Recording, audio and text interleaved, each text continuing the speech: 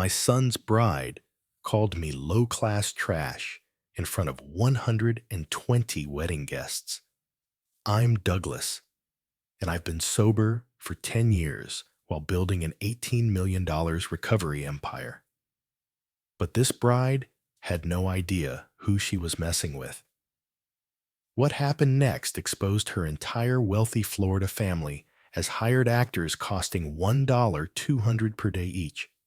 And when I dug deeper, I discovered something that would destroy her perfect wedding in the most ironic way possible. She'd been hiding prescription bottles in her purse, several dozen of them, from 3 different doctors. The woman calling me damaged goods for overcoming addiction was secretly popping pills throughout her own engagement. When the truth came out, her fake family literally ran from the reception. Pills were scattered across the head table. My son took off his wedding ring and walked away. But that was just the beginning. What I found about her financial schemes had the FBI knocking on doors within 72 hours. You're about to hear how one cruel comment at a wedding reception unraveled the most elaborate fraud I've ever witnessed. If you're watching this, go ahead and hit subscribe. I have a feeling you'll want to see how this ends. Then please drop a comment telling me where you're watching from. Let me tell you how a recovering addict taught a pill-popping fraud the difference between real class and fake money. It began 8 months before the wedding. The first time Emily came to family dinner, I'll never forget walking into my son David's apartment. Emily was sitting on his couch, and when I handed her the flowers I'd brought, she literally pulled her hand back like I might contaminate her. "David didn't tell me you were coming," she said, not taking the bouquet. My son looked embarrassed. "Dad, this is Emily. Emily, this is my father." She gave me this tight smile. "Oh, the one with the situation. The situation." That's what she called 10 years of sobriety. I set the flowers on the counter. "Nice to meet you, too." But it wasn't nice. I could see her scanning my clothes. Clean jeans, button-down shirt, work boots. Nothing fancy, but nothing wrong either. Her expression said otherwise. "David mentioned you work in construction. Recovery." I corrected. "I run recovery centers." She nodded like I'd said I collected garbage. "That's important work." The way she said important told me everything. This girl thought I was nobody. Over the next few months, the signs multiplied. When I visited David's place, Emily would disappear into the bedroom with her purse, like I might steal something. When we went to dinner, she'd insist on separate checks. When I mentioned my business, she'd change the subject. But the worst part, she was changing my son. David used to call me every Sunday. We'd talk about his job at the engineering firm, his 7 years of sobriety, life in general. After Emily, those calls became sporadic. When we did talk, he seemed distant. "Dad, maybe you could tone down the recovery stuff around her." I was standing in my office at the Fresh Start Recovery Center in Austin. Through the window, I could see clients walking to group therapy, real people fighting real battles. "Tone down the recovery stuff. She just thinks it's kind of heavy. Her family's more private about personal issues." Her family, that was another thing. 8 months of dating and I'd never met them. They lived in Florida. She said, old money, very exclusive, very busy. What kind of business is her family in? Investments? Real estate? Emily doesn't like talking about it. She says it's gauche to discuss money. I hung up that day, feeling smaller than I had in years. Here I was running 6 recovery centers across Texas, employing 150 people, helping thousands get clean. But to this girl and her mysterious family, I was just a former addict who got lucky. The final straw came 4 weeks before the wedding. I was at David's place helping him move furniture. Emily was in the kitchen on the phone with someone. Her mother, apparently. "No, Mother, you don't understand. His father has a past. Drug issues. I know. But what can I do? David's already attached. She didn't know I could hear her. Well, at least we don't have to socialize with him much after the wedding. I've made sure he's at table 15, in the back, near the service entrance. Table 15, near the service entrance. I'd been in recovery long enough to know when someone was trying to make me feel ashamed. But I'd also been in business long enough to know when someone was lying. Because here's the thing about Emily's family that never quite added up. If they were so wealthy and established, why had I never seen a single photo of them? Why did all their social media accounts look so new? And why, when I casually Googled their last name plus Florida real estate, did absolutely nothing come up? Most people would let it slide. Most people would sit at table 15 and keep their mouths shut. But most people haven't spent 10 years learning that staying silent about problems only makes them worse. It was time to do some digging. The rehearsal dinner was Friday night at Lakeside Country Club. $30, 000 for the weekend. David told me proudly. Emily's family was paying. Of course. I sat in my truck in the parking lot, staring at the building. Through the windows, I could see elegantly dressed people mingling with champagne glasses. Emily's family had flown in that morning. All 5 of them. Mother, father, an aunt, an uncle, and a cousin. I'd finally get to meet the people who thought I belonged at table 15. But as I sat there, something my sponsor Mike told me years ago came back. Douglas, the worst thing about addiction isn't the drugs. It's letting people make you feel like you deserve less than respect. If I stayed quiet tonight, what message was I sending to David? That it was okay to let his future wife disrespect his father. To myself, that 10 years of sobriety and building a business meant nothing if the wrong person said so. To every client who walked through my recovery center doors, that shame never really goes away. The stakes weren't just personal anymore. I thought about Alex, a 22-year-old who'd been clean for 4 months. He told me last week, Mr. Douglas, I'm scared my girlfriend's parents will find out about my past. What if they make her choose? I told him what I always told clients. Your past is part of your story, not your whole story. Anyone who can't see your worth doesn't deserve your time. Now, here I was, taking my own advice or failing to. I pulled out my phone and looked at the text I'd received that afternoon from Dr. Anna Thompson, my business partner at the recovery centers. Anna and I had built this empire together. Her medical expertise, my lived experience. Douglas, you asked me to look into something discreetly. Call me. We need to talk. I'd asked Anna for a favor 4 weeks ago, right after overhearing Emily's phone conversation. Anna had connections in Florida from her residency at Harvard. I'd asked her to make some quiet inquiries about Emily's family. The fact that she was texting instead of calling meant she'd found something significant. But did I really want to know? Walking into that rehearsal dinner meant facing the consequences of my curiosity. If Anna had found something damaging about Emily's family, I'd have to decide what to do with that information. I could ignore it. Sit at table 15, let my son marry someone who looked down on me. Pretend the last 10 years of rebuilding my life meant nothing. Or I could use whatever Anna had found. Risk my relationship with David. Risk looking like the bitter father who couldn't let his son be happy. But there was a third option I hadn't considered until that moment. What if this wasn't about me at all?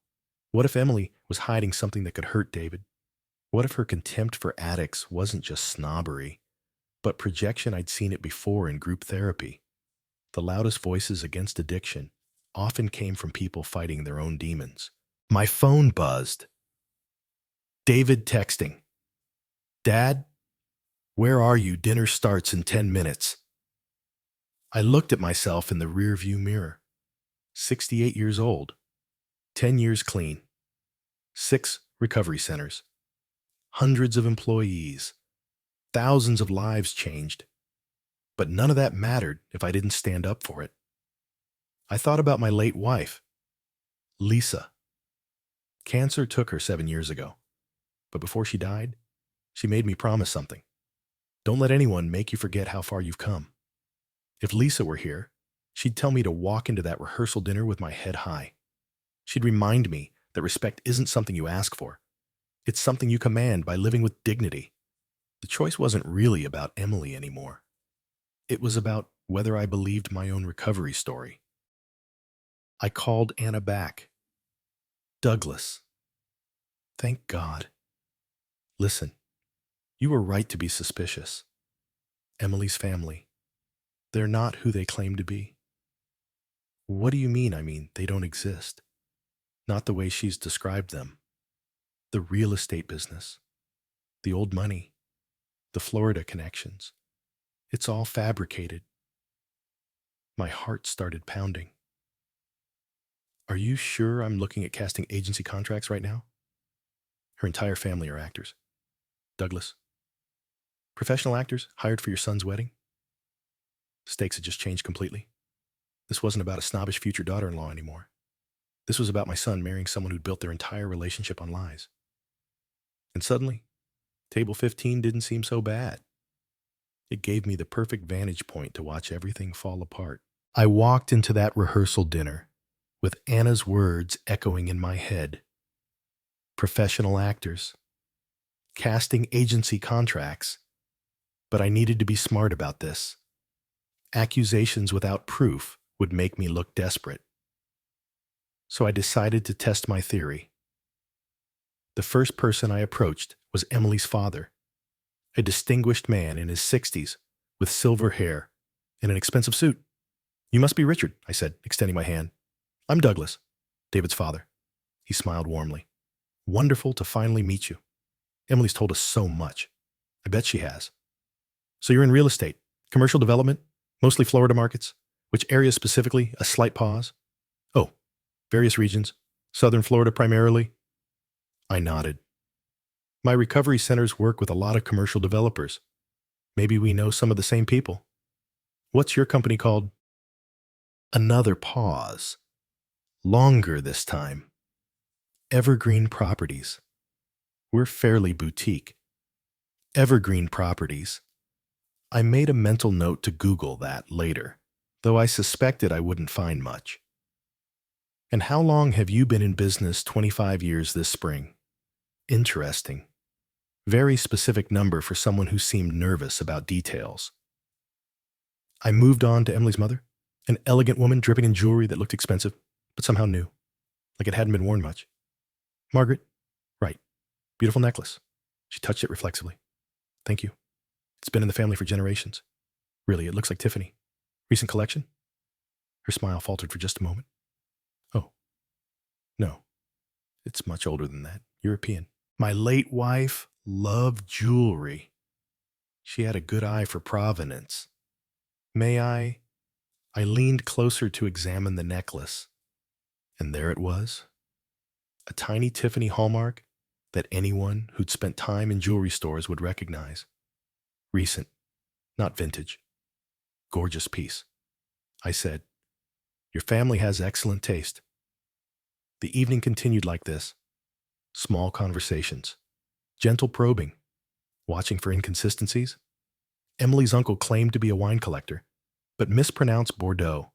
Her aunt said she summered in the Hamptons, but didn't know which towns were actually in the Hamptons. The cousin claimed to have gone to Yale, but couldn't name a single residential college. But the real test came when I sat down next to Emily herself. Your family seems wonderful, I said. They are very accomplished. Your father mentioned Evergreen Properties. I looked them up on my phone. Interesting that there's no website. Emily's jaw tightened slightly. They're very private. Old school, of course. And your mother's jewelry collection is impressive. Family heirlooms. That Tiffany necklace. especially the Celeste collection, right? Came out last year. Now her face went pale. It's not Tiffany. Oh, I'm sure it is. My wife used to drag me to Tiffany all the time.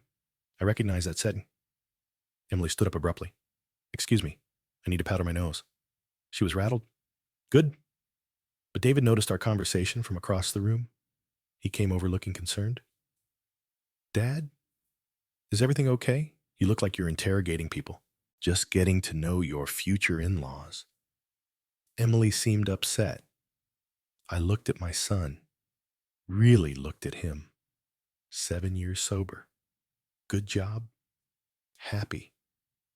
Or at least he had been before this relationship started consuming him. David, can I ask you something? How well do you actually know Emily's family? What do you mean? I mean, have you spent time with them, visited their house, met their friends? David frowned. They're very busy and private. How did you meet Emily? At a conference. She was representing her family's foundation. What foundation? The Evergreen Foundation? They do charity work. Another mental note. I'd be researching that too. And you've never been to Florida to visit them. Emily prefers. We keep our relationship separate from family business. She says it's cleaner that way.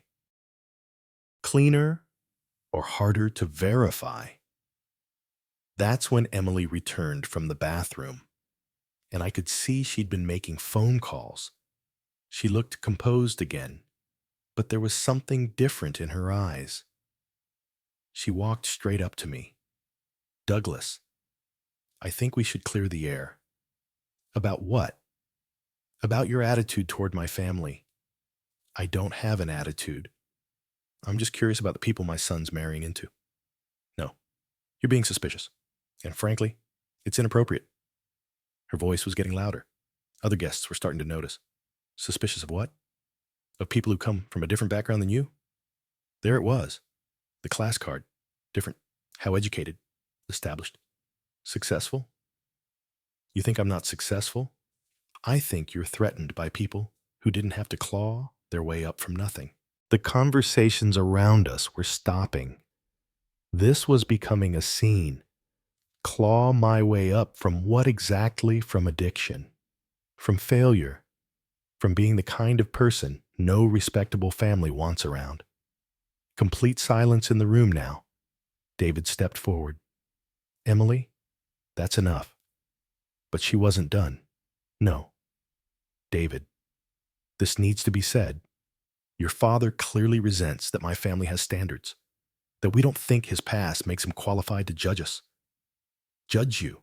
How, by acting like we're somehow fake or suspicious just because we have class? I stayed calm. 10 years of recovery teaches you that angry responses usually prove the other person's point. I never said you were fake. You implied it with your questions, your skepticism. I asked about your father's business and your mother's jewelry.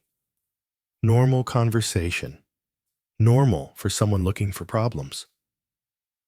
She was breathing hard now, clearly agitated. And that's when I realized something important. Emily wasn't just acting defensive. She was acting guilty. The rehearsal dinner ended awkwardly after Emily's outburst. People tried to pretend nothing had happened, but you could feel the tension in every forced smile and stilted conversation. David walked me to my truck, looking frustrated. Dad, what was that about? Your fiancée doesn't like being asked questions. She's just protective of her family. They value their privacy. I unlocked my truck door. David, in 10 years of recovery, I've learned that people who get angry about simple questions usually have something to hide. Are you seriously psychoanalyzing my relationship right now? I'm trying to look out for my son. David ran his hands through his hair. Dad, I know you mean well, but Emily's right. You've been different ever since she came into the picture.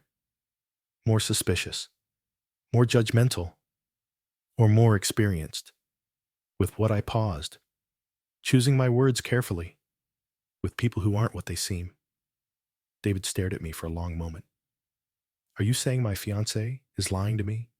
I'm saying that in 24 hours, You're marrying someone whose family you've never visited, whose business you've never seen, whose friends you've never met.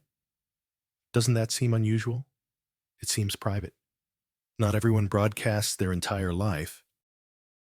There's a difference between private and secretive. David shook his head. I can't do this tonight. Dad, the wedding's tomorrow. Can we please just get through it without more drama? I hugged my son goodbye. But as I drove home, my phone kept buzzing with text messages. The first was from Dr. Anna Thompson. Douglas, I have more information. Can you meet me early tomorrow, before the wedding? The second was from Robert Johnson, a private investigator I'd worked with before when we had theft issues at one of the recovery centers. Got your message. Very interesting case. Can we talk? The third was from David. Dad, I'm sorry about tonight. I love you. I just want everything to be perfect tomorrow. I sat in my driveway for a while, staring at those messages. Anna had found something significant enough to want a face-to-face meeting. Robert had discovered something interesting. And my son wanted everything to be perfect for a wedding built on what I increasingly suspected were lies.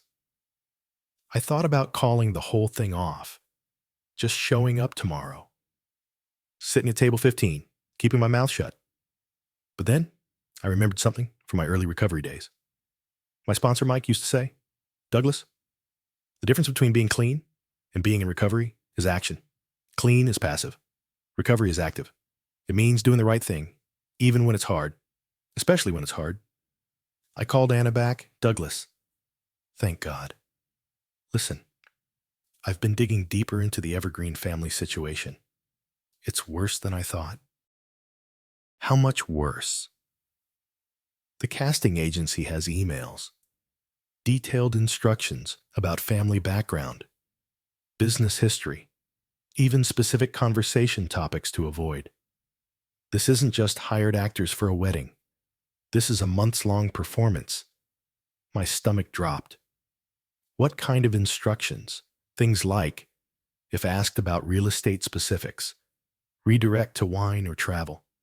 And remember, the father doesn't discuss business details with outsiders. It's like a script. Douglas, what else? The payments?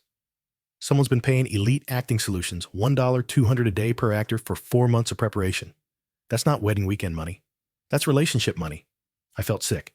David had been dating these people thinking they were his future family. Anna. Who's paying them? That's the thing. The payments come from an account registered to Taylor Financial Services. But when I looked up Taylor, it's a shell company. No physical address, no employees, no legitimate business activity. Taylor. Emily's last name was Taylor, so Emily's paying actors to pretend to be her family. For months.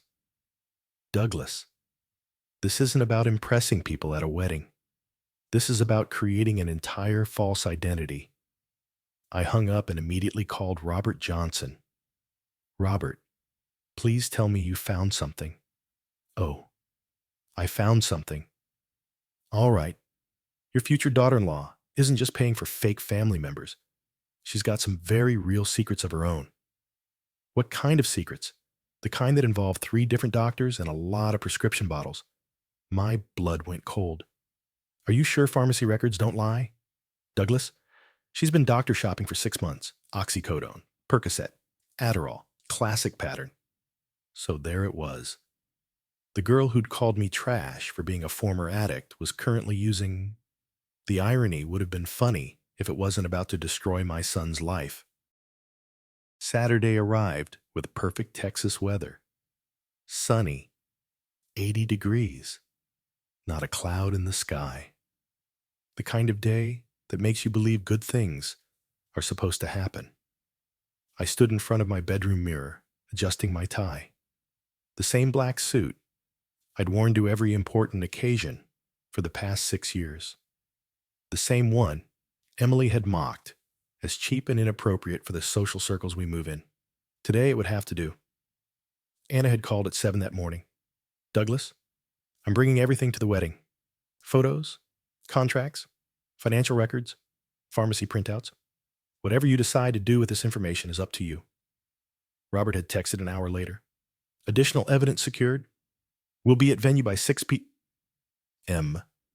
if needed. But the most important message came from David at 8:30. Dad, I love you. Thank you for being here today. I know Emily and you got off on the wrong foot, but I really think you two will learn to appreciate each other. Appreciate each other, if only he knew.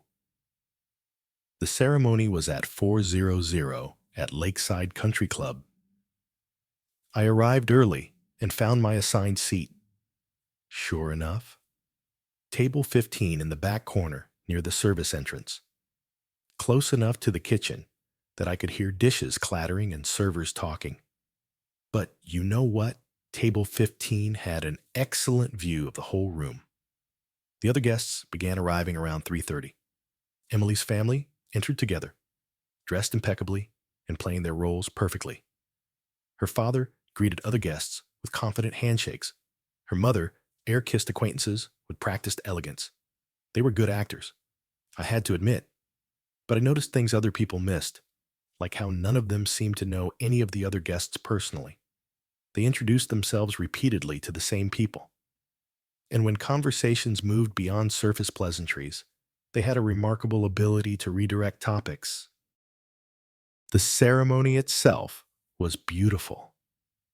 David looked handsome in his tuxedo, genuinely happy as he waited at the altar. Emily was stunning in a dress that probably cost more than most people's cars. When the officiant asked if anyone objected to the union, I stayed silent. This wasn't the time or place. Some battles require patience. But the reception, that was different. The reception was where people give toasts, where they speak publicly about the couple, their families, their future together, where lies become harder to maintain. Dinner was served at 7. I ate my chicken and watched the room, noting how Emily's family kept checking their phones, how they seemed more focused on their performances than the actual celebration.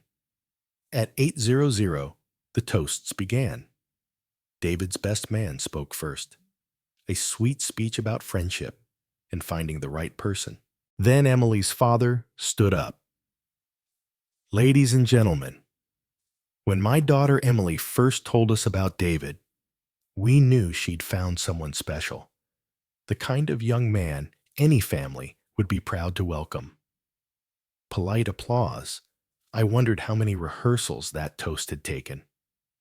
Our family has always valued integrity, hard work, and treating people with respect. We're delighted that Emily has found those qualities in David. More applause. The irony was almost painful, but then Emily herself stood up for a toast, and everything changed. Thank you all for being here on our special day. David and I are so grateful for your love and support. She paused, looking around the room with a smile that seemed forced. I especially want to thank both our families for their guidance in bringing us together. Marriage is about joining two families, not just two people. Her eyes found me across the room. Of course, not all families are the same. Some have histories they're proud of. Others have complications they'd rather forget. A murmur went through the crowd. This wasn't typical wedding toast material. David's father, for example, has overcome significant challenges in his past. Addiction specifically. The room went completely quiet. You could hear the air conditioning humming. Now, I want to be clear. We don't judge people for their mistakes. Everyone deserves a second chance. But her tone suggested otherwise. However, there are certain standards that families like ours maintain. Certain expectations about the kind of people we associate with socially. David looked mortified. He stood up. Emily, maybe we should... No, honey, this needs to be said. Your father has made some inappropriate comments about my family, questioning our background, our business, our legitimacy. She turned to look directly at me. So, I want to make something crystal clear to everyone here. My family built their success through 3 generations of hard work, education, and ethical business practices. We didn't have to claw our way up from rock bottom because we never fell to rock bottom in the first place. The silence was deafening. We understand that not everyone has been so fortunate, and we're willing to overlook certain deficiencies for David's sake. But we will not tolerate disrespect from people who should be grateful just to be included in civilized society. My hands were shaking, not from anger, but from the effort it took to stay calm. She wasn't done. So, while we welcome David's father into our extended family, we hope he understands that there are boundaries, social boundaries, professional boundaries, and personal boundaries that people from our background simply cannot cross. She raised her champagne glass to new beginnings, high standards, and the importance of knowing your place in the world.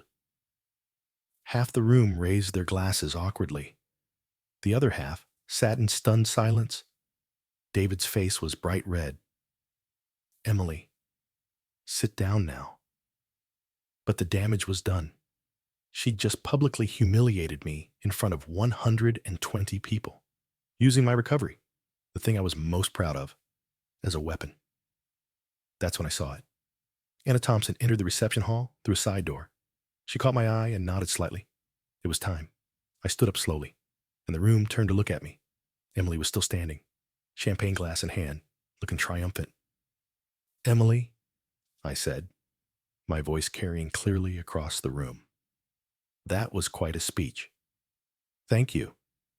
Very revealing. Her smile faltered slightly. "I'd like to propose a toast of my own, if you don't mind." David shook his head frantically, but I was already walking toward the front of the room. "Actually," I said, "I'd like to toast your family, specifically your remarkable family business." Emily's father shifted uncomfortably in his seat. "But first, I think our guests would be interested in learning a little more about the people they're celebrating with tonight." I pulled out my phone. "Dr. Thompson, would you mind joining us? I believe you have some information that might interest everyone." Anna walked to the front of the room, carrying a manila folder. The actors, because that's what they were, suddenly looked very nervous. And Emily, she'd gone completely pale. "Doctor." Anna Thompson walked to the front of the room with the confidence of someone who had delivered difficult news to families for 20 years. She set her folder on the head table and looked out at the 120 guests. "Good evening, everyone. I'm Dr. Anna Thompson, Douglas's business partner at Fresh Start Recovery Centers." Emily was still standing, champagne glass trembling in her hand. "This is highly inappropriate. This is our wedding reception." "You're absolutely right," I said. "A wedding reception should be about celebrating the union of two families. So, let's talk about families." Anna opened her folder. 4 weeks ago, Douglas asked me to do some research on Emily's family background. As a medical professional and business owner, I have access to certain databases and professional networks. Emily's father started to stand up. "Now, see here. Please sit down, Mr.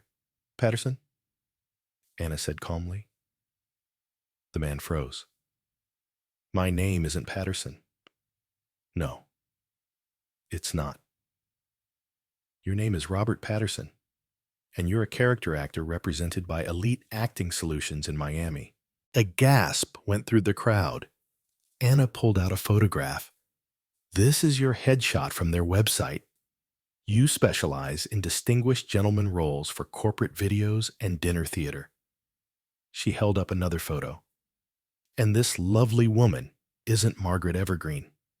She's Linda Foster, also from Elite Acting Solutions. Her specialty is elegant society matron characters." Emily's mother had gone white as a sheet.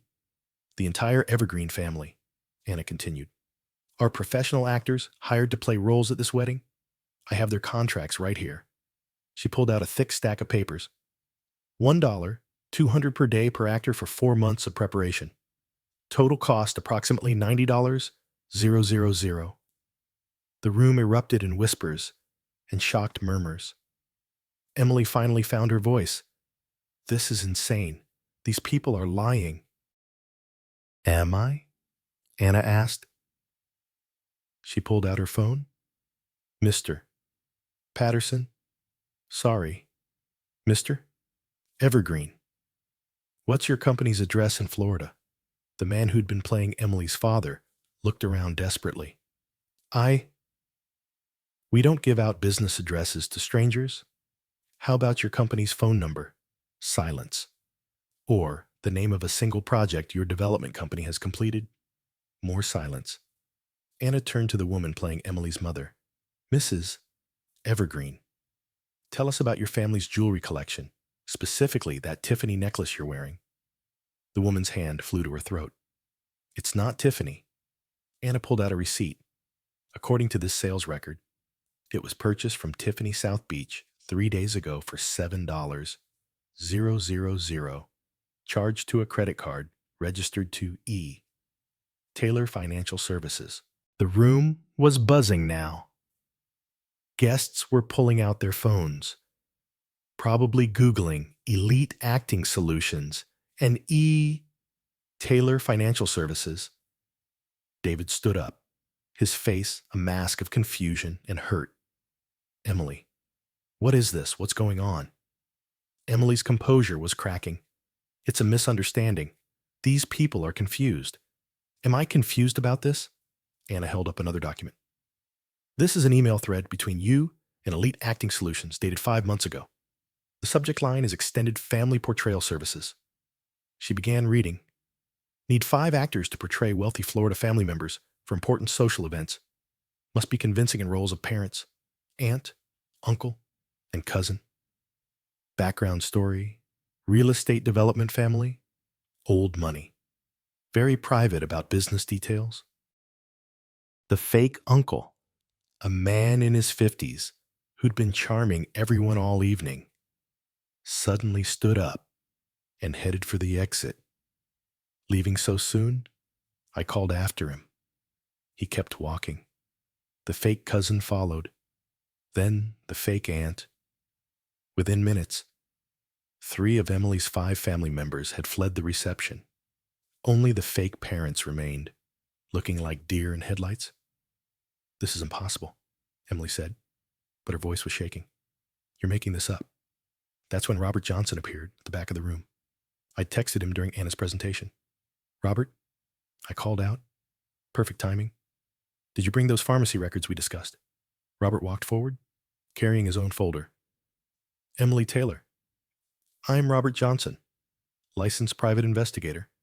I've been researching your background for the past week. You have no right. Actually, I do. Prescription drug databases are part of public health monitoring, and you've been very busy. He opened his folder. 3 different doctors, 6 pharmacies, 6 months of prescription shopping. Robert began reading from a list. Doctor, Martinez at Dallas Pain Management, 50 oxycodone, prescribed for chronic back pain. Doctor, Stevens at Austin, Family Medicine, 30 Percocet, prescribed for dental surgery recovery. Doctor, Thompson at... Stop. Emily screamed. Just stop. But Robert continued. Doctor, Wilson at Houston Medical Center, 80 Adderall, prescribed for adult ADHD. Interesting thing about that one. You filled it at 3 different pharmacies in the same week. The room was dead silent, except for Emily's heavy breathing.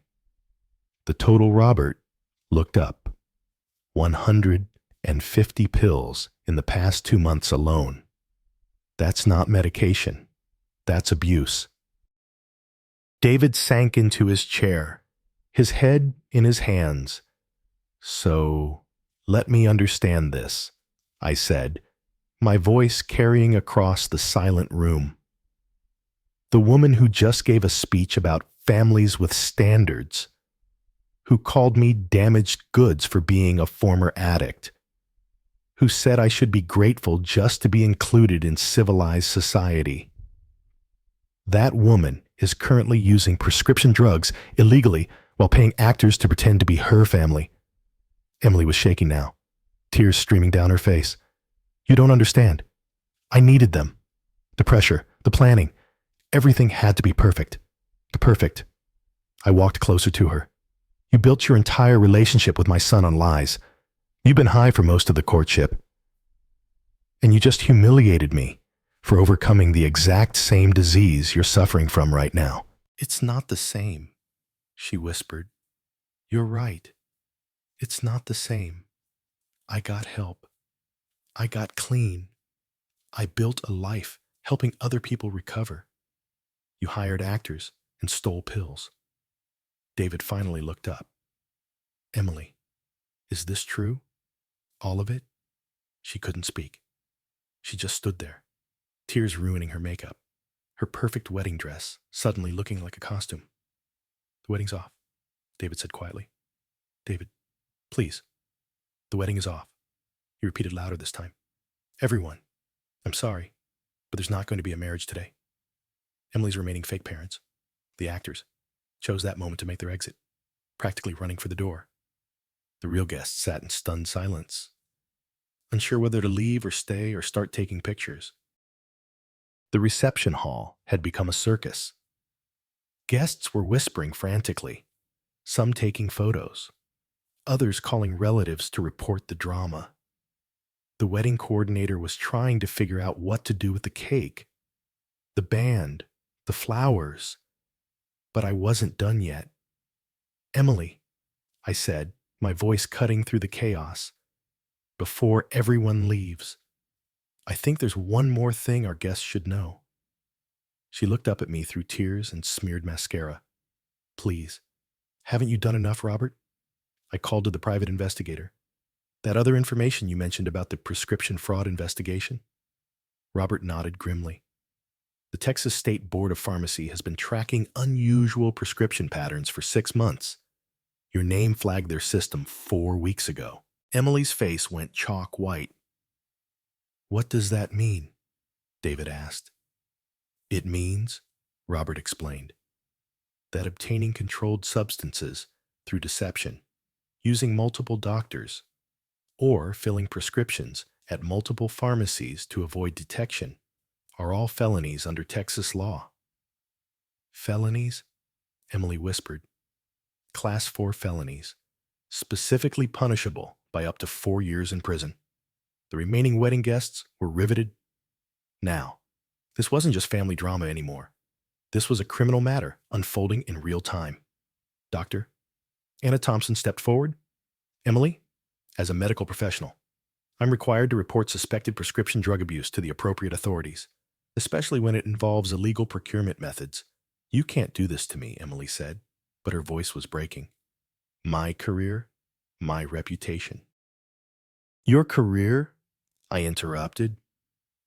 What career? You mean the fake charity work you claim to do for your family's fake foundation? Anna pulled out another document. The Evergreen Foundation doesn't exist either. The website was created 7 months ago using stock photos and plagiarized content from legitimate charities. Even your supposed job is fake, Robert added. There's no record of employment anywhere. No tax returns showing legitimate income.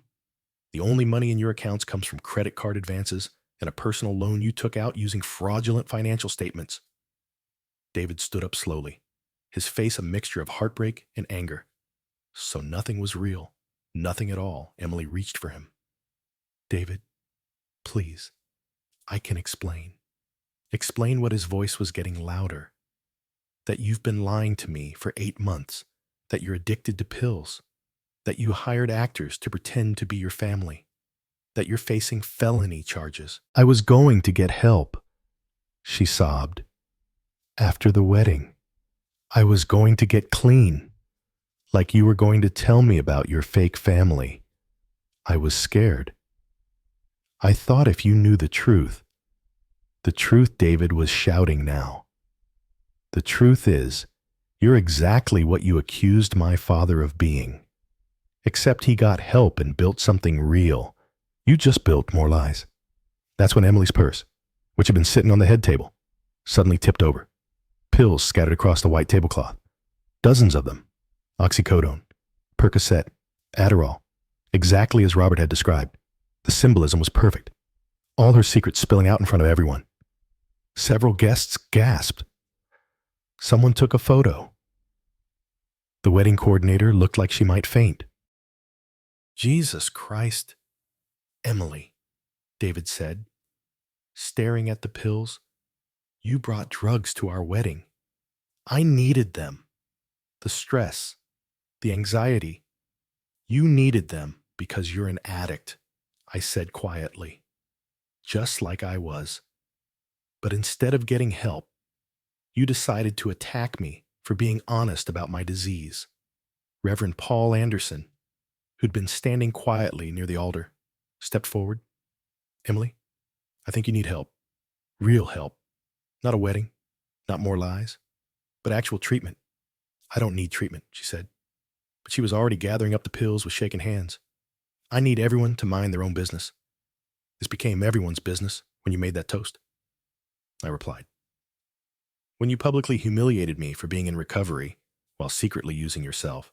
Doctor, Thompson approached Emily gently. I run an intervention program at Dallas General.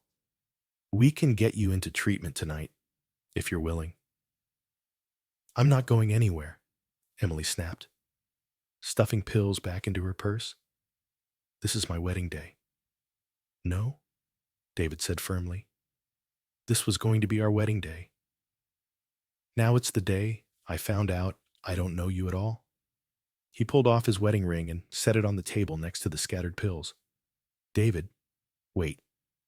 But he was already walking away, and this time he didn't look back. Robert Johnson approached Emily with a business card. I've already filed my report with the State Pharmacy Board.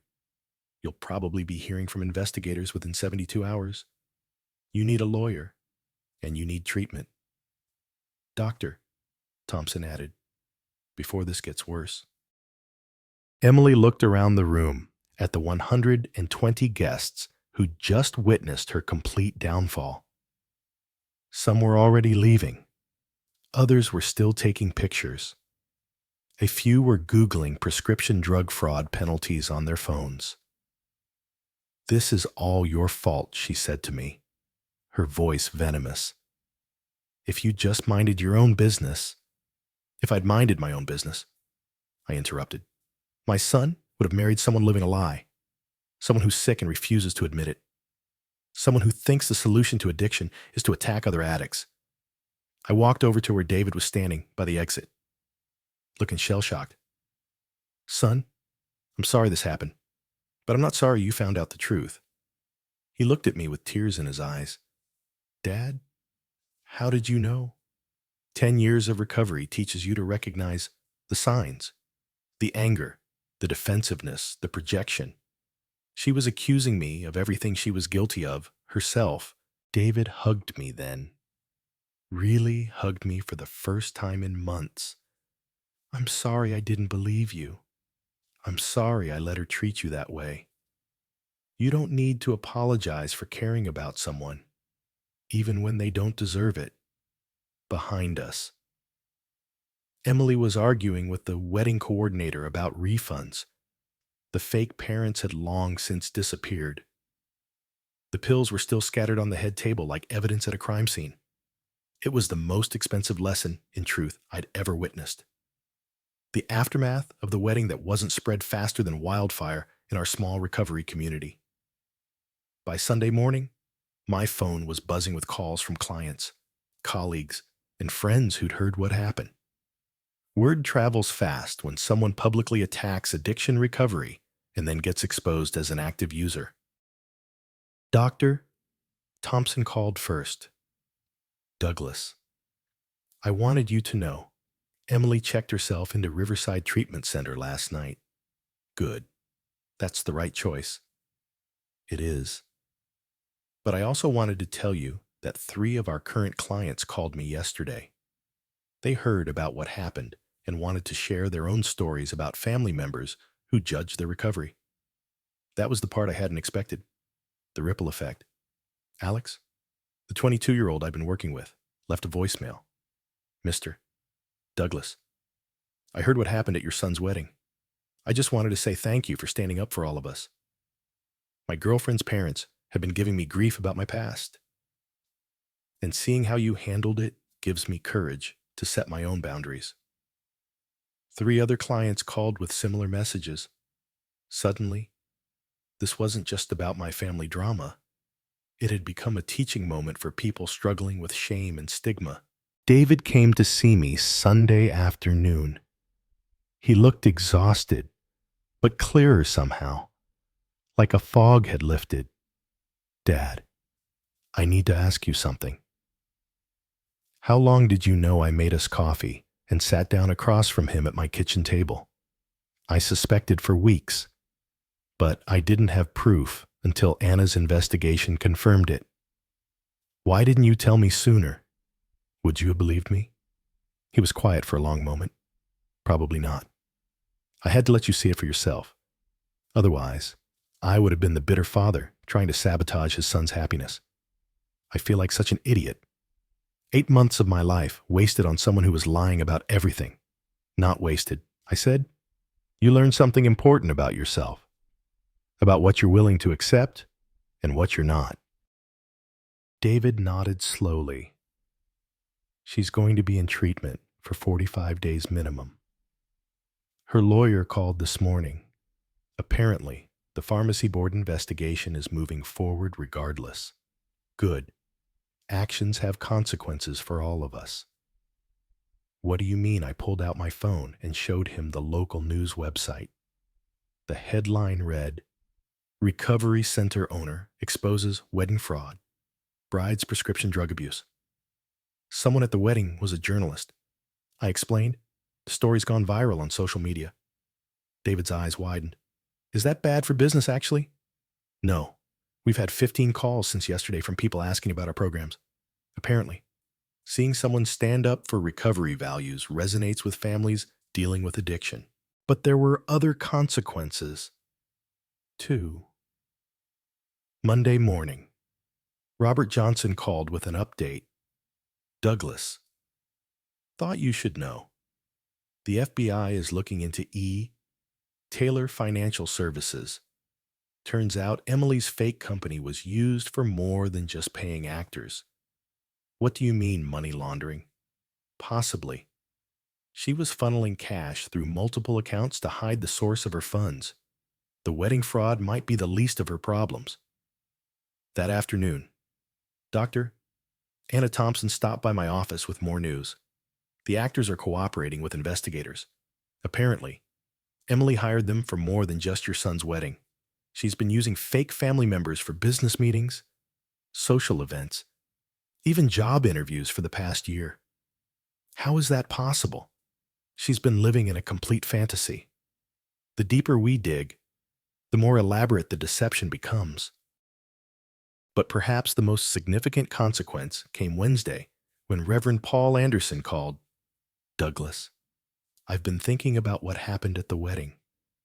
Would you be willing to speak at our community addiction forum next month? About what? About standing up to stigma. About not letting shame define your recovery.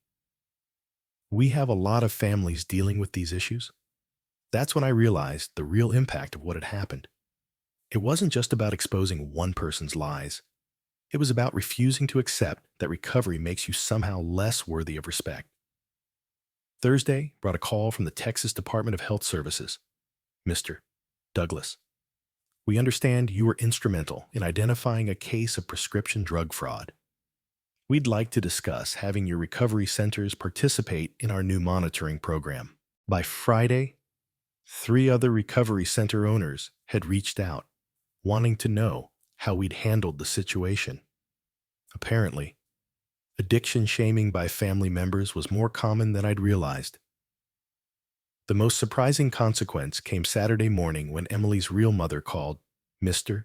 Douglas, this is Susan Taylor, Emily's actual mother. I live in Ohio. I wanted to apologize for my daughter's behavior. And thank you for getting her into treatment. You don't need to thank me. Yes, I do. Emily's been lying to us for over a year. We thought she was doing well in Texas, working for a charity, dating a nice young man. We had no idea about the pills, the fake family, any of it. She paused. We've been trying to get her help for years, but she kept insisting she was fine. Maybe now she'll finally accept that she needs recovery. It turned out the most important consequence wasn't punishment. It was the possibility of healing. 4 months later, I was sitting in my office when David knocked on the door. Dad, got a minute. He looked different, lighter somehow, like he'd been carrying a weight he'd finally set down. Always, how are you doing, better? I started going to Al-Anon meetings, learning about enabling, codependency, all that stuff. I smiled. How's that going? Hard, but good. I'm realizing I ignored a lot of red flags because I wanted to believe Emily was who she claimed to be. David sat down across from my desk. I also wanted to tell you something. Emily's been in treatment for 120 days now. She's doing the work. Apparently, her counselor says she's finally being honest about her addiction. That's good news. She wrote me a letter apologizing for everything. She asked if I'd consider giving her another chance when she gets out. I kept my expression neutral. What did you tell her? That I appreciate the apology. But I'm not interested in rebuilding a relationship that was built on lies. How do you feel about that decision, sad, but clear? I deserve someone who tells me the truth, even when it's difficult. We sat quietly for a moment. Dad, I owe you an apology, too, for not believing you, for letting her disrespect you, for asking you to tone down your recovery. You don't owe me anything. David, you were trying to make a relationship work. That's not a character flaw. But I should have stood up for you sooner. Maybe. But you stood up for me when it mattered most. David nodded. I've been thinking about what you said that night, about the difference between private and secretive. I want to make sure I never ignore that distinction again. Good. That's wisdom earned the hard way. He stood to leave, then paused at the door. Oh, and Dad, I'm proud of how you handled everything. You could have destroyed her publicly, but you just told the truth and let people draw their own conclusions. After he left, I sat there thinking about boundaries, about the difference between shame and accountability, about how recovery isn't just about getting clean. It's about learning to live with dignity. My phone buzzed with a text from Alex, my 22-year-old client, Mr. Douglas. Set boundaries with girlfriend's family. They respect my recovery now. Thank you for showing us how. 10 years ago, I thought recovery was about not using drugs. Now, I know it's about not accepting less than you deserve. If you're watching this and struggling with addiction stigma from family or friends, remember your past doesn't define your worth. Don't let anyone make you feel ashamed of getting help. And if you're in recovery yourself, please share your story in the comments. The more we speak up, the less power shame has over any of us.